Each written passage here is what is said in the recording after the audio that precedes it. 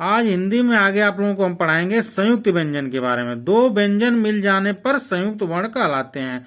देखिए छ, त्र, ज्ञ, श। क धन श बराबर छ, त धन र बराबर त्र, ज धन ज्ञ बराबर ज्ञ, श धन र बराबर श्र। ये देखिए छ से जैसे छत्ती हो गया, त्रिशूल हो गया, ज्ञानी हो गया, श्रवण हो गया। तो ये जो चारों वर्ड है किनके योग से बना है, ये बार बार पूछा है परीक्षाओं में। तो इसको आप लोग एकदम बढ़िया से कंठस्थ कर लीजिएगा, इसको कैसे है, ठीक है। जैसे देखिए विद्वान में द धन व बराबर दो विद्वान हो गया, द धन य बराबर द विद्या हो गया। तो ये संयुक्त व्यंजन के बारे में आप लोग अच्छा समझ गए कि दो व्यंजन मिल जाने पर संयुक्त वर्ण कहलाते हैं, ठीक है। द्वित्व व्यंजन क्या होता है, अब आगे हम लोग पढ़ेंगे। द्वित्व व्यंजन बहुत इंपॉर्टेंट है। द्वित्व व्यंजन, द्वित्व व्यंजन किसे कहते हैं? जैसे देखिए दिल्ली लिखना होता है, तो ये जो चीज है, जैसे पूछ देगा दिल्ली क्या है, तो ये देखो ल धन ल बराबर मिलके ये बनता है, मिट्टी का ये मिलके ट धन ट मिलके बनता है, सज्जन में ये से मिलके बनता है ज धन ज। तो इनको क्या बोलते हैं? द्वित्व व्यंजन बोलते हैं, ठीक है। क्या बोलते हैं? द्वित्व व्यंजन। द्वित्व व्यंजन पूछता है कि दिल्ली में बच्चा क्या है, कौन सा व्यंजन है, तो आप बताएंगे द्वित्व व्यंजन है। कौन सा व्यंजन है बच्चा? द्वित्व व्यंजन है। तो आप लोग दो चीजों को अच्छे से समझ गए। संयुक्त व्यंजन के बारे में समझ गए आप लोग कि दो व्यंजन मिल जाने पर संयुक्त वर्ण कहलाते हैं, ठीक है। चारों संयुक्त व्यंजन के बारे में आप लोग अच्छे से समझ गए। छ, त्र, ज्ञ, श्र किसके योग से मिलकर बना है, ये चीज आप अच्छा से करिएगा। द्वित्व व्यंजन क्या होता है इसके बारे में आप लोग जान गए। देखिए व्यंजन के बारे में आपको बताएं पहले ही है कि कोई भी, देखिए ख है तो जब स्वर की सहायता से मिलके ये बनते हैं, ख धन अ बराबर ख, ग धन अ बराबर ग, ह धन अ बराबर ह। तो व्यंजन के बारे में आप लोग अच्छे से आप लोग जान गए। आगे की कड़ी में हम आप लोगों को बता रहे हैं कि जैसे हम लोग आपको पहले भी बता चुके हैं कि वर्ण दो प्रकार के होते हैं, एक स्वर और एक व्यंजन, ठीक है। तो वर्ण की परिभाषा क्या होती है? देखिए वर्ण वह मूल ध्वनि है, वर्ण वह मूल ध्वनि है जिसके खंड या टुकड़े नहीं किए जा सकते हैं। बहुत इंपॉर्टेंट, इस बात को एकदम बढ़िया से कंठस्थ करिएगा कि वर्ण वह मूल ध्वनि है जिसके खंड या टुकड़े नहीं किए जा सकते हैं। वर्ण दो प्रकार के होते हैं, एक स्वर तो एक व्यंजन। अब देखिए कभी पूछ देता है लिपि के बारे में, कभी पूछ देगा लिपि के बारे में। किसी भाषा की उच्चारित ध्वनियों को लिखने की विधि लिपि है, ठीक है। लिपि क्या है? किसी भाषा की उच्चारित ध्वनियों को लिखने की विधि लिपि है, ठीक है। हिंदी की लिपि देवनागरी है, ठीक है। इसका विकास ब्राह्मी लिपि से हुआ है। अब देखिए कुछ लिपि बता रहे हैं, जैसे संस्कृत की देवनागरी है, हिंदी की देवनागरी है, पंजाबी की गुरुमुखी है। तो ये चीज लिपि है। लिपि के बारे में जान गए आप लोग।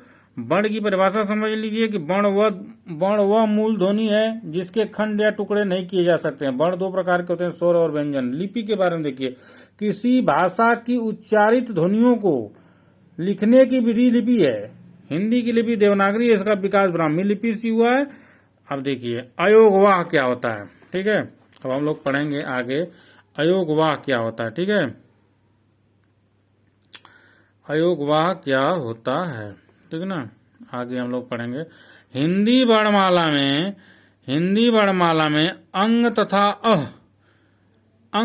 अह दो ऐसे वर्ण हैं जिन्हें न स्वर कहा जाता है और न ही व्यंजन, ठीक है। हिंदी वर्णमाला में अंग तथा अह दो ऐसे वर्ण हैं जिन्हें न स्वर कहा जाता है और न ही व्यंजन। ये स्वर और व्यंजन के मध्य माने जाते हैं। बहुत इंपॉर्टेंट चीज है, एकदम इसको बढ़िया से ध्यान से देखिएगा कि हिंदी वर्णमाला में अंग तथा अह, ठीक है ना। ये चीज देखिए अंग तथा अह दो ऐसे वर्ण है जिन्हें न स्वर कहा जाता है और न ही व्यंजन। ये स्वर और व्यंजन के मध्य माने जाते हैं। मात्रा के रूप में इसका प्रयोग अनुस्वार, देखिए अंग, ठीक है। अयोगवा में अंग तथा अह का मात्रा के अनुसार प्रयोग करें। इसका प्रयोग पंचम वर्ण के स्थान पर होता है। बार बार पूछता है कि अनुस्वार का प्रयोग किस वर्ण के स्थान पर होता है, तो अनुस्वार मतलब अंग का प्रयोग जो है पंचम वर्ण के स्थान पर होता है। जैसे संभव, जंगल, कंठ, ये सब अंग है, ठीक है। अब देखिए वर्णों के उच्चारण में हवा केवल नाक से निकलती है और उच्चारण थोड़ा जोर से होता है।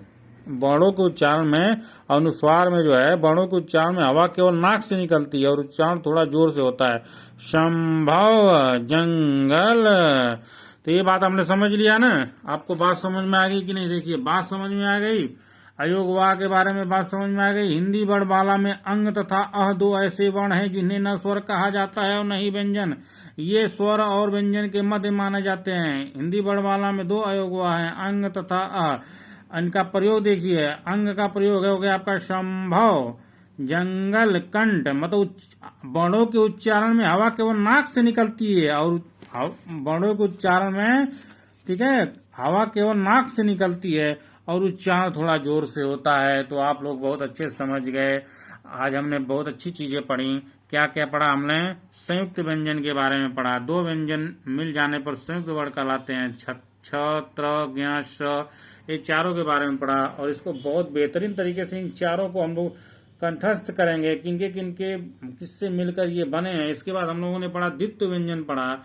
इसके बाद हम लोग व्यंजन का हल्का सा एग्जाम्पल लिया। इसके बाद हम लोगों ने पढ़ा वर्ण के बारे में, वर्ण के बारे में पढ़ा, वर्ण की परिभाषा के बारे में पढ़ा। फिर इसके बाद हम लोग लिपि के बारे में पढ़े कि लिपि क्या चीज होती है, कैसे इसका प्रयोग होता है। इसके बाद हम लोगों ने अयोगवाह पढ़ा। क्या पढ़ा हम लोगों ने? अयोगवाह। अयोगवाह बहुत इंपॉर्टेंट है, इस पे मिसिंग मत करिएगा आप लोग, ठीक है ना। अयोगवाह को मिसिंग मत करिएगा। अयोगवाह बहुत इंपॉर्टेंट चीज है। संस्कृत में भी अयोगवाह 4 होते हैं, अक्सर पूछा था यूपीटेट में। तो संस्कृत का तो अलग है, उसका बाद में हम आप लोगों को पढ़ाएंगे।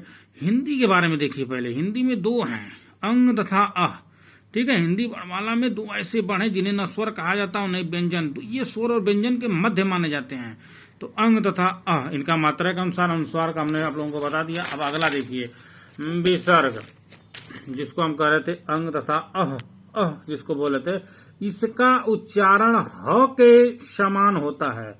जैसे देखिए, अतः, प्रातः, पुनः, ठीक है। तो हमने क्या पढ़ा? हमने जो है अयोगवाह के बारे में पढ़ा कि हिंदी वर्णमाला में अंग तथा अह, हिंदी वर्णमाला में अंग तथा अह 2 ऐसे वर्ण हैं जिन्हें न स्वर कहा जाता है और न ही व्यंजन। ये स्वर और व्यंजन के मध्य माने जाते हैं, ठीक है। मात्रा के अनुसार का प्रयोग हमने, अनुस्वार का अंग का प्रयोग कैसे सीखा हमने? संभव, कंठ, जंगल। और अह का प्रयोग कैसे सीखा? विसर्ग के तौर पर, प्रातः, पुनः। तो हमने जो है आज की वीडियो में इतना ही। हमारा चैनल नया है, इसको सब्सक्राइब करिए, हमारा मनोबल बढ़े, जिससे हम अधिक से अधिक वीडियो हर जो है सब्जेक्ट में, हिंदी, अंग्रेजी, गणित, विज्ञान, संस्कृत, सामाजिक अध्ययन, कंप्यूटर, जनरल नॉलेज, जीके, हर विषय में आपको अच्छी अच्छी चीजें बताई जाएंगी, जिससे आपका जो है नॉलेज बढ़ता जाएगा। हमारे चैनल को सब्सक्राइब करिएगा, शेयर करिएगा, लाइक करिएगा, कमेंट करिएगा। धन्यवाद। जय माता दी, जय माँ दुर्गा जी, जय श्री राम।